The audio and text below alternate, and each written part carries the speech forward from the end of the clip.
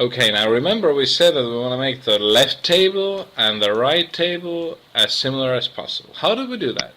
We subtract one table from another, getting the fourth table up here, and then make the fourth table as small as possible.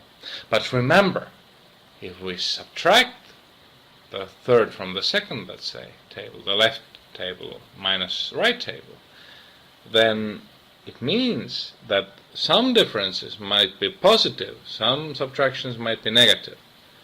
But negative is a very small number. So what we don't want any negative numbers. We just want the absolute value difference between the two tables.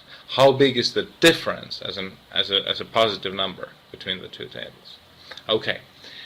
That means we could have used absolute value, but in the end, in order to get the two tables as similar as possible by changing the two-dimensional points, we will be using Microsoft Excel Solver. And Excel Solver often doesn't like those absolute values. So what we'll do, we'll subtract the right table from the left table, and we will square it so that we get all the positive numbers.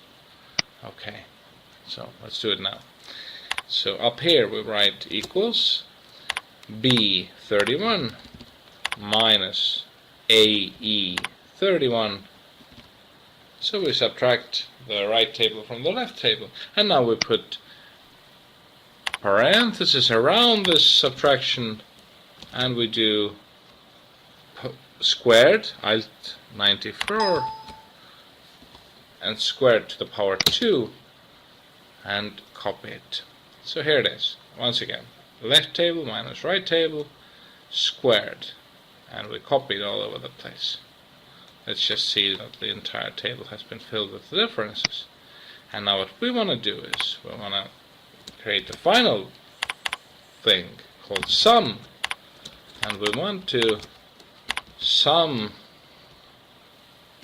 this whole fourth table together and make it as small as possible. Right now it's 7,217. Okay, and now with Solver we can do such a thing. We can change the x and y coordinates so that the fourth table will be as small as possible, so that the two-dimensional distances will be as similar to the 27-dimensional distances as possible, and that's what we will do next. Okay, so let's now run Solver,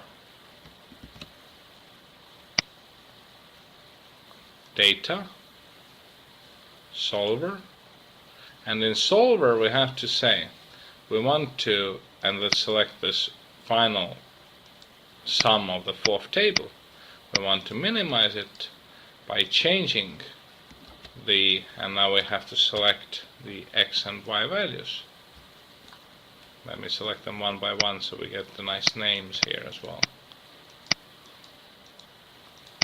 Okay, and we're making the sum of fourth table as small as possible by changing x's and y's. We have to say this is a non-linear method because we used squares, so we have to select non-linear, but this is already deep into solver theory, we don't want to go. So let's just remember that we are minimizing the sum of the fourth table. We're changing the x's and y's. We don't have any constraints here, like additional things we want to say to solver, and we say GRG nonlinear because it's a harder problem, and we say solve. And right now it actually started solving. Let's take some time and wait until it's done.